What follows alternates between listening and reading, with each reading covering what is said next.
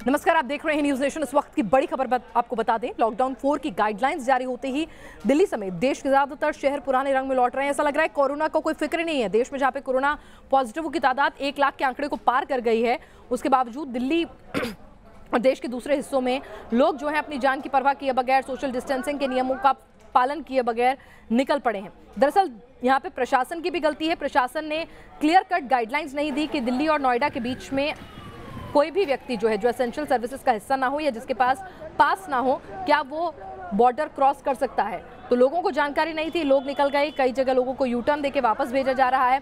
जयपुर में भी, जो कि एक हॉटस्पॉट है, वहां पर भी लोग जो है लंबी कतारें लेकर निकल पड़े अपने वाहन लेकर, और किस तरह से सोशल डिस्टेंसिंग का पालन नहीं हो रहा है। दिल्ली में तो लंबा जाम लग गया है, क्योंकि दिक्कत क्या हो रही है दिल्ली में कि बसेस जो हैं वो आ रही हैं, बॉर्डर क्रॉस करने की उन्हें इजाज़त नहीं है, फिर वो यू टर्न लेती हैं, या फिर लोगों को पता ही नहीं है कि दिल्ली और नोएडा के बीच में आपको पास की ज़रूरत है या नहीं है। आप पास के बिना भी बॉर्डर क्रॉस कर सकती है नॉर्मल गाड़ी या नहीं कर सकती है।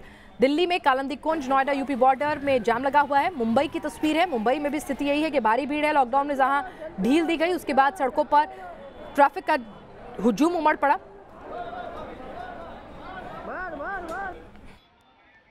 लॉकडाउन 4 में किस तरह से दिल्ली में जाम लग चुका है आप देख सकते हैं। थोड़ी सी छूट दी गई है और छूट के बाद आप देखिए स्थिति क्या बन चुकी है।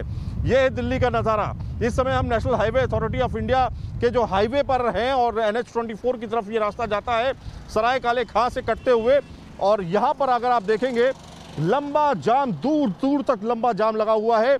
और इधर दूसरी तरफ मैं आपको दिखाना चाहूँगा, ये इस साइड आप देखिए, जो कि ITO से आ रही है, दूर तक गाड़ियों का रेला लगा हुआ है। दूर दूर तक गाड़ियां ही गाड़ियां दिखाई दे रही हैं। तो कुल मिलाकर के जो जाम की स्थिति है वो काफ़ी ज़्यादा भयावह है। जो यहाँ से दिल्ली जाने वाले, नोएडा जाने वाले, गाज़ियाबाद जाने वाले लोग हैं, वो अब यहाँ पर फंस चुके हैं। आप देख सकते हैं यहाँ पर एक बस खड़ी हुई है। बहुत देर से ये जाम लगा हुआ है, करीब आधे घंटे से ये जाम लगा हुआ है। खोलने की शुरुआत तो की जा रही है, लेकिन जब इतनी ज़्यादा गाड़ियाँ एक जगह पे इकट्ठा हो जाएं तो आप देख सकते हैं क्या स्थिति बन जाती है। आप उधर देखिए, मैं एक बार फिर से कहूँगा कि दिखाएं कि किस तरह से गाड़ियों का रेला लगा हुआ है पूरा, और दूर दूर तक सिर्फ गाड़ियाँ ही गाड़ियाँ दिखाई दे रही हैं। ऐसा लग रहा था कि लॉकडाउन खुलेगा तो कुछ गाड़ियाँ दिखाई देंगी, लेकिन ये जाम की स्थिति अब यहाँ पर बन चुकी है और लोगों को खासा परेशानी का सामना करना पड़ रहा है। लोग दूसरे रूट से घर जा रहे हैं, नोएडा के खास तौर पे।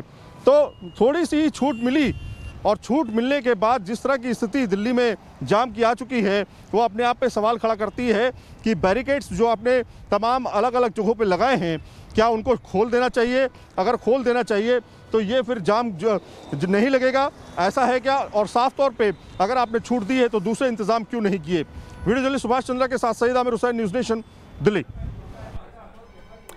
इस वक्त हमारे साथ सईद आमिर हुसैन हमारे संवाददाता जुड़ चुके हैं। सईद, क्या दिक्कतें आ रही हैं?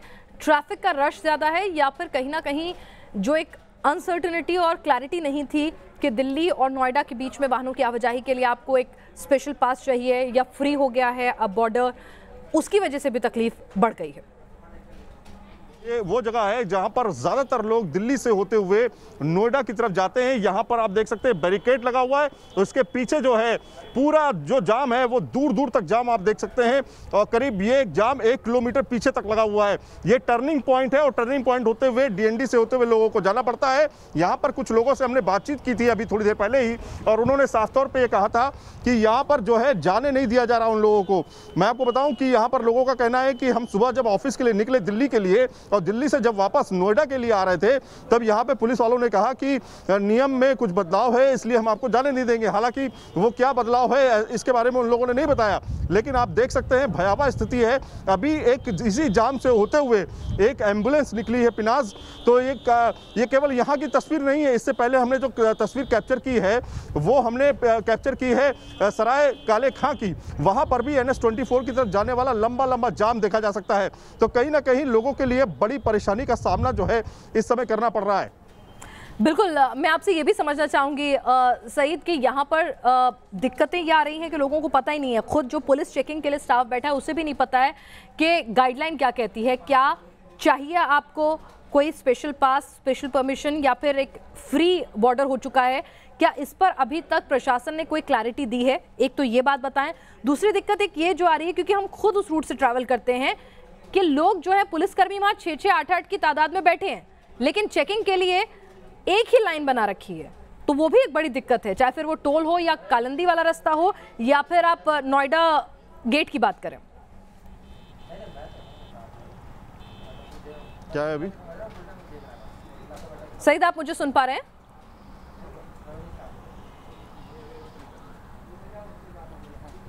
जी जी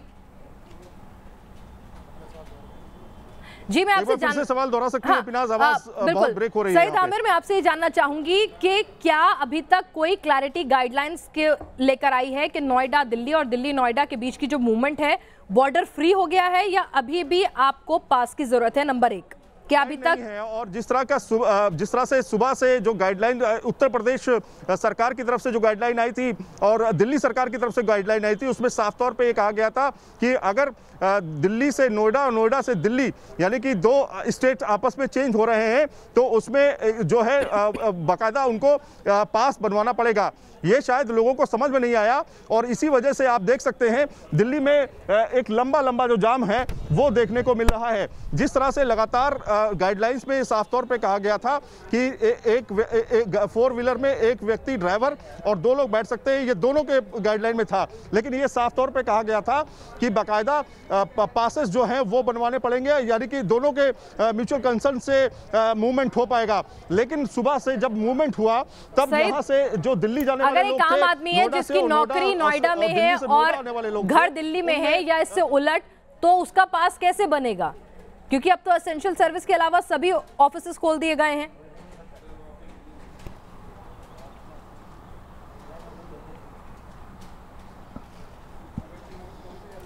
सईद, आपसे समझना चाहूंगी कि अब तो एसेंशियल सर्विस के अलावा सभी ऑफिसेस खोलने की इजाजत मिल गई है, तो ऐसे में एक आम आदमी जो नोएडा में नौकरी करता है या दिल्ली में नौकरी करता है और रहता दूसरे शहर में है, तो वो कैसे पास बनवाएगा? कंपनी बनवा के देगी? अपने निजी वाहन से आता है तो उसे खुद अप्लाई करना होगा? क्या प्रोसेस होगा?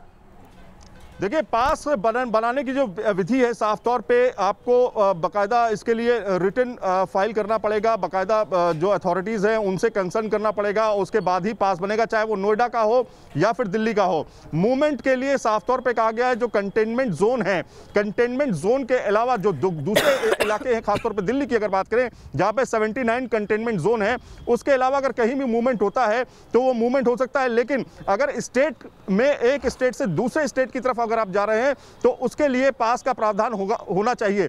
तो कुल मिलाकर के ये हमको लगता है कम्युनिकेशन गैप रहा हो, लोगों के समझ में ना आया हो, इसी वजह से आप देखिए इसी वजह से चारों तरफ बैरिकेड्स लगाए गए हैं और बैरिकेड्स लगा करके लोगों को रोका जा रहा है और यही वजह है कि एक बड़ा लंबा जाम आपको देखने को मिल रहा है जो लोगों के लिए नहीं, साफ तौर पे मेडिकल स्टाफ के लिए भी परेशानी का सबब बन रहा है।